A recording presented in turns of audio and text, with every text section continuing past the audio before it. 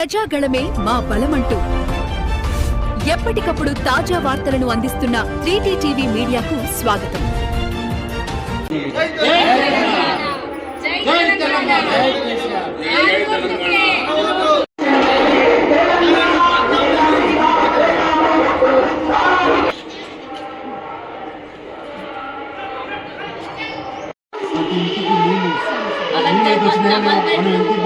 Double bedroom ఇచ్చిన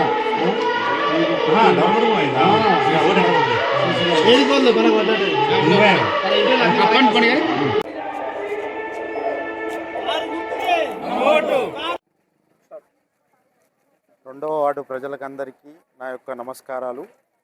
గత ప్రభుత్వం చేసినటువంటి అండర్ డ్రైనేజీలు కానీ, సీసీ రోడ్లు కానీ, ట్రాన్స్ఫార్మర్లు కానీ, ఇంటి దగ్గర కరెంట్లు కానీ, స్తంభాలు కూడా వేసి వైర్లు గుంజించి కొన్ని కోట్ల రూపాయల వర్కులు చేసి మరి రెండో వార్డుకు మంచి చేశాం.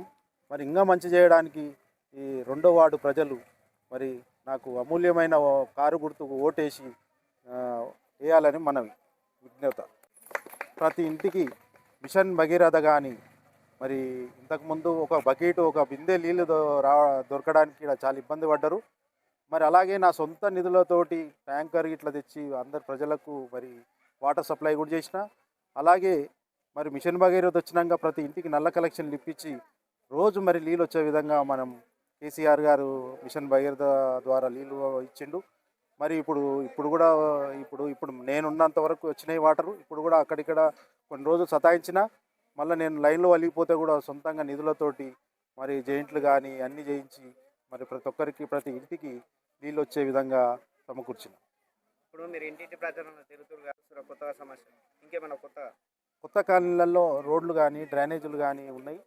అవి ఇప్పుడు నేను గెలిచిన ఎంబటే మరి కొత్త కాలనీలలో కూడా రోడ్లు డ్రైనేజీలు కరెంటు సమస్యలు ఉన్న మరి తక్షణమే పని తీరుస్తా.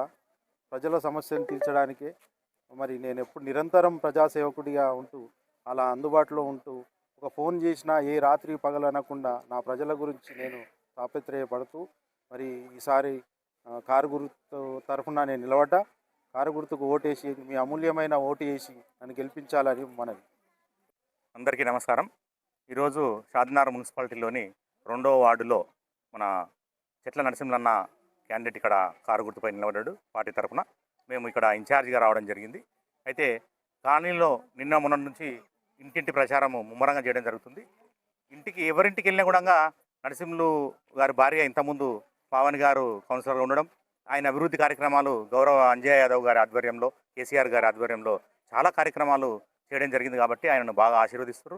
ప్రజలందరూ కూడా మంచిగా మీరే గెలుస్తారు బిడ్డ, మీరేం బాధపడకండి, ఖచ్చితంగా మీకే చేస్తాము. మాకు కేసీఆర్ గారు షాద్నగర్లో మాకు కాలనీలలో వాటర్ లేకుంటే మేము ఎక్కడనో బిందెలలో తెచ్చుకొని బకెట్కు నీళ్ళకి ఇబ్బంది పడేవాళ్ళము. కేసీఆర్ గారు మరి మీ ఆధ్వర్యంలో అందరిని ముంగలబెట్టి మాకు ఇంటింటికి నల్లాలు ఇచ్చిండు, రోడ్లు వేయించిండు, మోరీలు చేయించిండు అనే మాట ప్రజలే సొంతంగా మాకు చెప్పడం జరుగుతుంది. కాబట్టి కేసీఆర్ గారి సంక్షేమ పథకాలు చాలా ఉన్నాయి. రైతు బంధు కానివ్వండి, కళ్యాణ లక్ష్మి కానివ్వండి, షాదీ ముబారక్ కానివ్వండి, ఇంటింటికి నల్ల కానివ్వండి, కరెంటు కానివ్వండి, 24 గంటల కరెంటు, అన్నీ అనేక రకాలుగా తెలంగాణను అభివృద్ధి చేసిండు. మా షాద్నగర్ కూడా అంజయ్య యాదవ్ గారి ఆధ్వర్యంలో చాలా అభివృద్ధి చెందింది.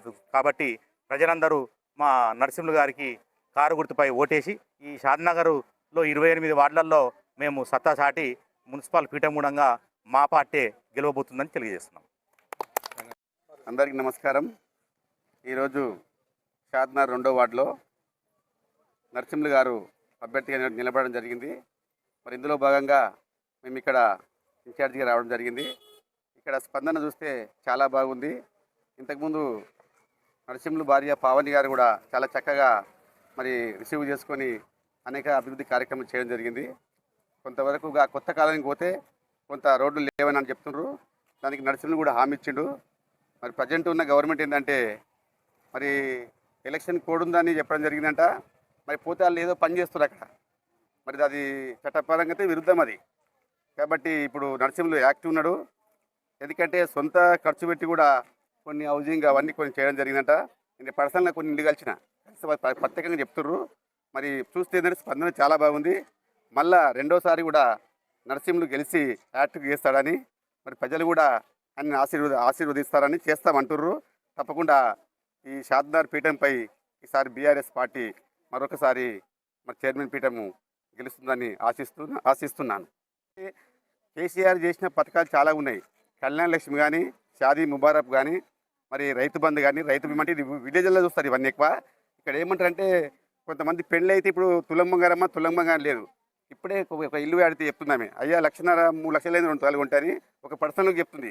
ఇలా చూస్తే గవర్నమెంట్పై చాలా వ్యతిరేకత ఉంది. వాళ్ళు అనుకుంటారు ఏంటంటే మేము గెలుస్తామని. ఇంకా 2 ఏళ్ళు గవర్నమెంట్ ఉంటుంది కాబట్టి మరి వచ్చేది టీఆర్ఎస్ ప్రభుత్వం కాబట్టి అందరి స్పందన బాగుంది. మరి దీన్ని అందరూ ఆశీర్వదించి నరసింహులు మరొకసారి గెలిపిస్తారని ఆశిస్తున్నాం.